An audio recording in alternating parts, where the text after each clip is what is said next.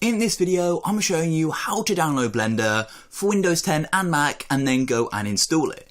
If you're new to the channel, please go down below and hit that subscribe button. And once you have subscribed, please go and leave a like as well. So I do hope you found this video useful. I'm doing the tutorial on Windows, but it should be fairly similar for Mac. So without any further ado, let's go and jump into this. So the first thing you want to do is simply go and open up a web browser. So personally, I use Google Chrome. So I'm going to go and open this up here, and we're going to go to a search engine, and I'm using Google. Then all you want to do is simply go and search for Blender. Now when I show you the website, just do continue watching. You want to come to blender.org, okay? Click blender.org.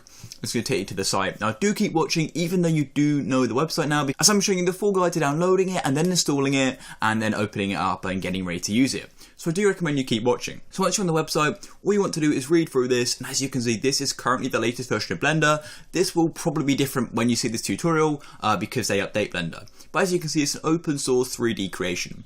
Let's go and click download Blender, and then it's going to take you to this page here. And all you want to do is click download Blender, and it shows you it's for the Windows installer. Well, it did say it was for the Windows installer. If we click back, Windows installer, 169 megabytes, and it's now downloading. And if you're on a different version of the OS, as you can see, there is a Mac and Linux option as well. This download will depend on your internet speed, so I'll catch up with you once it's finished. As you can see, the download has just finished. So what we want to do is simply go and click on it, and it's going to go and start.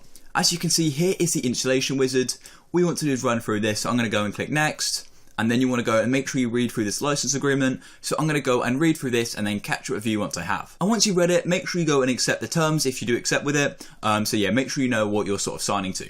Then go and click next, and you can go and see this. So as you can see, this is basically telling you the libraries it's going to go and install and set up. So personally, I'm going to leave that all how it is, and then I'm going to go and click next.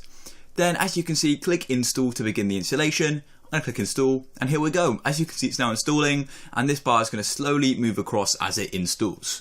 Now this may take some time, so I'm just going to wait for this and catch up with you once it goes and gets near the end. Also, during this process, I did get a Windows pop-up, a security pop-up, which is why my screen did go black, and all I had to do is click yes, and now it's going and starting to install. So just remember, that may come up for you. Also, terminal did just pop up. I'll try and put a screenshot on what it looked like, but do not worry about that if that does happen. And now I'm going to go and click finish. So Blender has now installed on my computer. So I can come off this Chrome, and now I'm going to go and open it. As you can see, it's on my home screen.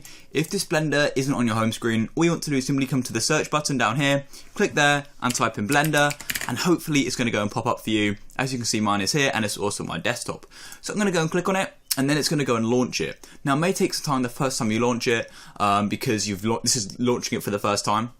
And as you can see, terminal did just pop up, and now it's going and launching, and it is grey just as it loads. So remember that. And also, I'll try and make it a bit smaller in a minute as it's spread over my whole screen. Resize this. So here we are. As you can see, we have a few settings here for the quick setup. So as you can see, you've got shortcuts. I want to set with left, and I'll have place bar to play, and you can go and choose the dark theme. You can have any theme you'd like. Then I'm going to go and click next, and it just tells you some of the manuals, the websites, etc. And then we can go and get started. So say if you're opening up a file you've downloaded, you click open, it's going to go and bring up your file explorer, and then you can go and open up a Blender file, or you can go and start with animations. So yeah guys, I hope you do find this video useful. If you do, please go and leave a like down below, subscribe for more. I'll catch you in the next one. Peace.